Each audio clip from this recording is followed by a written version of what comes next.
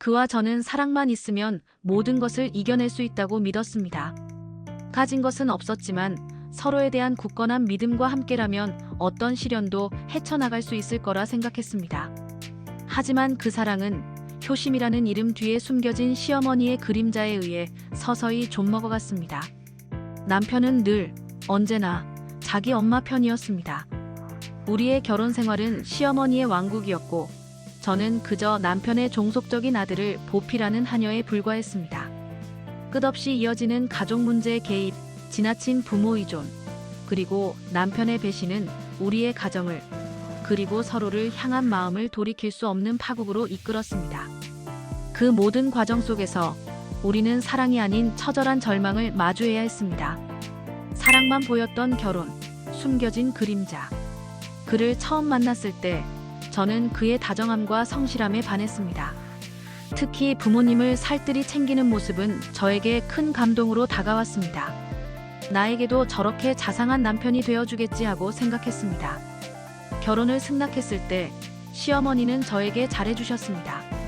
우리 아들 잘 부탁한다며 따뜻하게 안아주셨죠. 우리 아들이 워낙 무뚝뚝해서 그렇지 마음은 따뜻하단다. 우리 미영이가 잘 보듬어줘야지. 네, 어머님. 제가 남편 잘 보필할게요. 하지만 결혼 생활이 시작되면서 숨겨져 있던 그림자들이 하나둘씩 드러나기 시작했습니다. 시어머니는 시도 때도 없이 저희 집에 찾아오셨고 저희의 사생활에 깊숙이 개입하셨습니다. 아침 식사 메뉴부터 옷차림, 심지어는 제가 남편에게 하는 말투까지 지적하셨습니다. 처음에는 어른이니까 우리를 위하는 마음에서라고 생각하며 이해하려 노력했습니다. 그러나 그 간섭은 점차 통제와 지시로 변해갔습니다. 엄마의 말이 곧 법인 남편. 시어머니의 간섭은 점점 심해졌습니다. 매일 아침 안부 전화를 하셔서 저희의 하루 일과를 확인하셨고 주말에는 반드시 본가에 가서 김치를 담그거나 대청소를 하라고 강요하셨습니다. 제가 조금이라도 불만을 내비치면 남편은 늘 엄마가 연세 드셔서 그렇다. 엄마 말씀 듣는 게 뭐가 어렵다고 그래. 라며 저를 나무랐습니다. 나가. 너 오늘 점심 뭐 먹었니? 내가 어제 해준 반찬 남편 안 먹이고 너 혼자 다 먹었니? 감히 내 아들 굶기니? 어머님, 그게 아니고요. 남편이 요즘 입맛이 없어서. 여보, 그냥 내하고 끊어. 뭘 그렇게 길게 얘기해? 엄마 피곤하시게 왜 말을 많게 해? 저와 남편 사이에 문제가 생길 때마다 남편은 언제나 시어머니에게 달려갔습니다. 시어머니는 저희 부부싸움에 개입하여 제 잘못을 먼저 따지셨고 남편은 제 편을 단 한 번도 들어주지 않았습니다. 오히려 시어머니의 의견에 동조하며 저를 더욱 고립시켰습니다. 양육 방식, 끝나지 않는 갈등과 폭언. 아이를 낳은 후 양육 방식에 대한 갈등이 깊어졌습니다. 저는 아이에게 주도적인 학습을 권했지만 시어머니는 늘 애는 엄하게 키워야 한다. 무조건 학원 보내야 한다고 주장하셨습니다. 남편은 시어머니의 편을 들며 저에게 강요했습니다. 여보, 우리 아이는 스스로 생각하는 힘을 길러줘야 해. 창의력을 키워줘야 한다고. 나가. 애는 어릴 때부터 꽉 잡아야 돼. 내가 우리 아들 이렇게 훌륭하게 키웠는데 감히 내 말 안 들을 거니? 내까짓 게 뭘 안다고 함부로 나서. 아이 문제까지 시어머니의 간섭이 미치자 저는 더욱 절망했습니다. 남편은 그저 엄마의 의견이 곧 정답인 사람처럼 행동했습니다. 제가 아무리 논리적으로 설명해도 남편은 엄마가 그럴 리 없다. 엄마 말씀이 다 맞다며 제 말을 듣지 않았습니다. 오히려 시어머니와 한통속이 되어 저에게 정서적인 폭언을 일삼았습니다. 너는 엄마 발톱에 때만도 못하다. 쓸모없는 여자 같은 모욕적인 말을 들어야 했습니다. 저는 남편의 눈에 아내로서의 저의 존재감보다 아들로서의 아빠의 존재감이 훨씬 크다는 것을 뼈저리게 느꼈습니다. 아이들 앞에서 제가 무시당하는 상황은 저의 자존감을 바닥으로 떨어뜨렸습니다. 저는 밤마다 아이들 몰래 베개를 부여잡고 울었습니다. 부부의 경계선 붕괴, 아들과 아내 사이. 남편의 지나친 부모 의존은 저희 부부의 경계선을 완전히 허물었습니다. 시어머니는 수시로 저희 부부의 사생활에 대해 남편에게 물었고 남편은 아무런 여과 없이 모든 것을 보고했습니다. 심지어 저희 부부의 잠자리 문제까지 시어머니에게 공유했다는 사실을 알게 되었을 때 저는 큰 충격을 받았습니다. 우리 아가 요즘 아들이랑은 어떠니? 소식이 없네. 내 손주 언제쯤 생기니? 미영이가 요즘 피곤해서 엄마가 하라는 대로 해. 엄마가 옛날부터 자식 잘 키웠는데 뭘 몰라? 괜히 고집 부려서 엄마 속 썩이지 마. 잠자리가 좀. 여보, 지금 뭐 하는 거야? 어떻게 우리 부부 이야기를 어머님께 다 말해? 엄마가 궁금해하시잖아. 왜 그렇게 예민하게 굴어? 엄마는 가족이잖아. 남편은 저의 편을 들어주기는커녕 제 이야기를 마치 시어머니의 심기를 거스르지 않기 위한 중간 전달자처럼 행동했습니다. 저는 남편에게 더 이상 마음을 터놓을 수 없게 되었습니다. 사랑과 믿음이 사라진 자리에 남은 것은 깊은 상처와 불신뿐이었습니다. 명절이면 시댁에서 밤샘 노동을 해야 했고 친정에는 단 하루도 갈 수 없었습니다.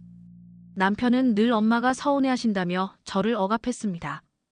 경제권 장악, 숨겨진 재정 문제와 가정 파탄의 서막. 시어머니는 저희 결혼 후에도 남편의 월급 통장을 관리하고 싶어 하셨습니다. 남편은 흔쾌히 동의했고 저는 어른들이니까 하며 넘어갔습니다. 하지만 시간이 지날수록 시어머니는 저희 가정의 모든 경제권을 쥐고 흔들었습니다. 아이 학원비나 생활비를 요청할 때마다 허락을 받아야 했고 번번이 그 돈이 다 어디에 쓰였느냐, 너는 돈을 너무 많이 쓴다는 잔소리를 들어야 했습니다. 여보, 아이들 학원비를 내야 하는데 어머님께 말씀드려야 하는 거야? 우리가 직접 관리하면 안 돼. 우리 재정 상황도 모르고. 엄마가 다 알아서 해주시는데 뭘 신경 써. 엄마가 우리 돈 더 잘 불려주실 거야. 괜히 돈 가지고 왈가왈 부하지 마. 그러던 어느 날 급하게 목돈이 필요해서 시어머니께 부탁했는데 시어머니는 지금은 돈이 없다며 매몰차게 거절하셨습니다. 수상함을 느낀 저는 남편 몰래 은행에 가서 공동명의 통장 내역을 확인했습니다.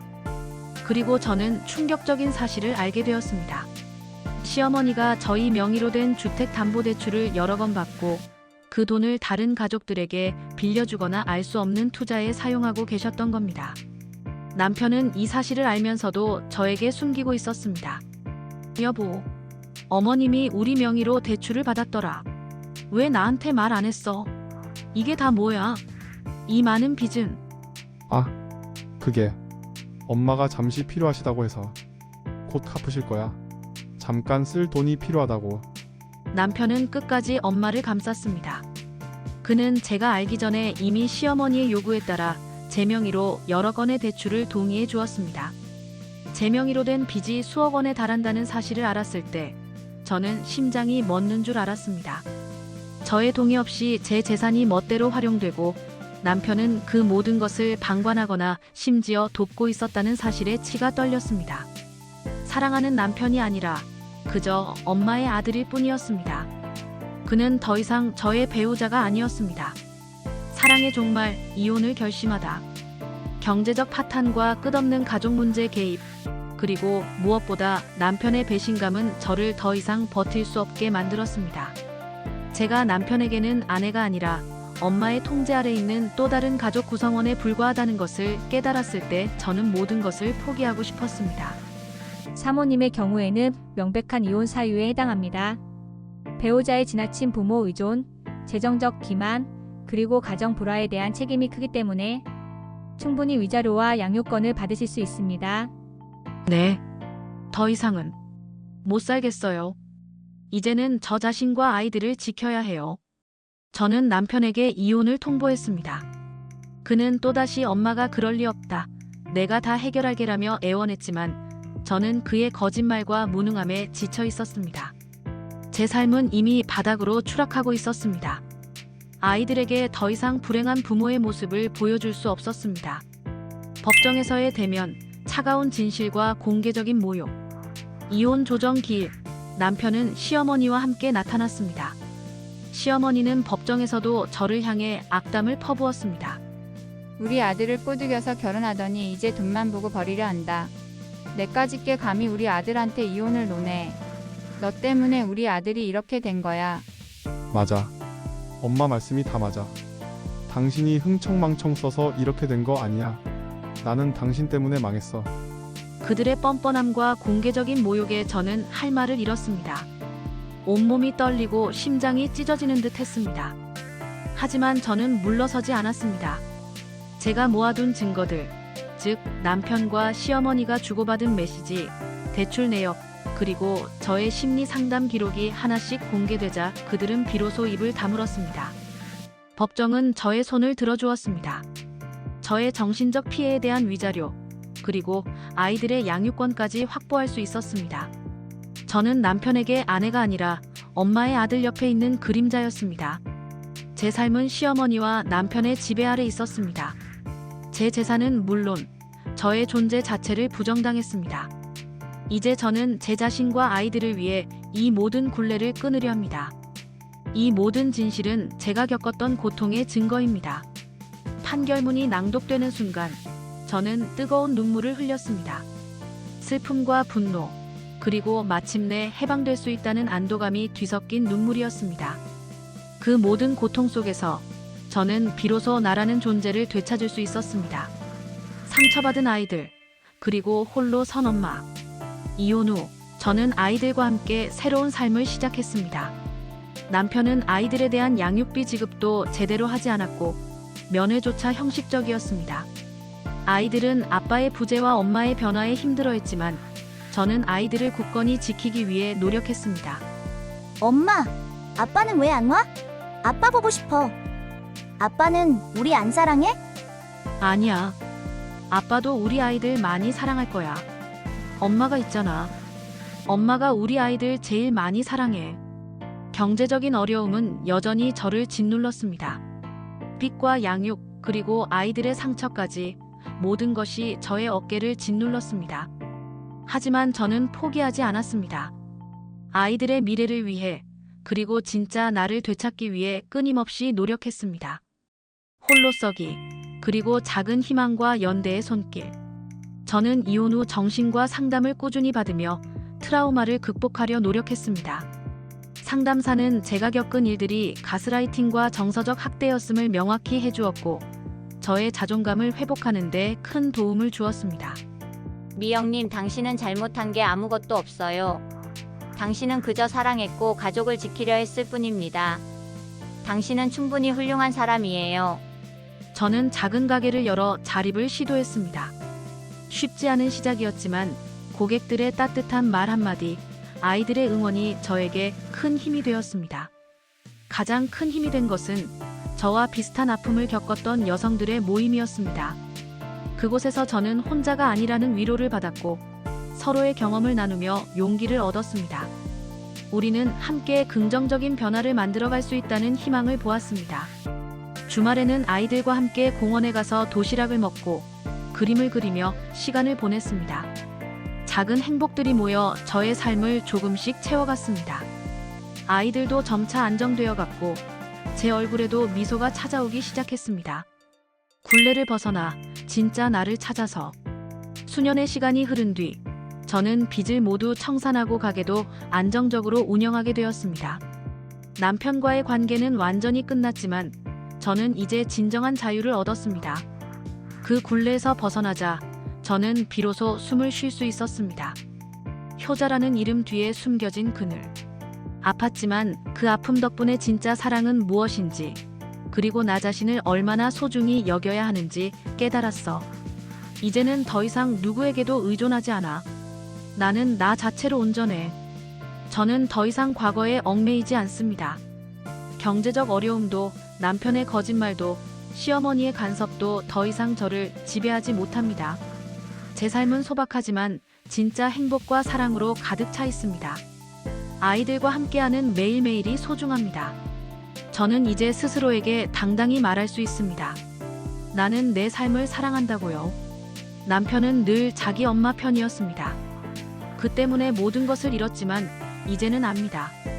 그 모든 것을 잃고 나서야 비로소 저 자신을, 그리고 진짜 행복을 찾았다는 것을요. 저는 이제 제 인생의 주인공입니다. 희망의 메시지, 그리고 당신의 이야기.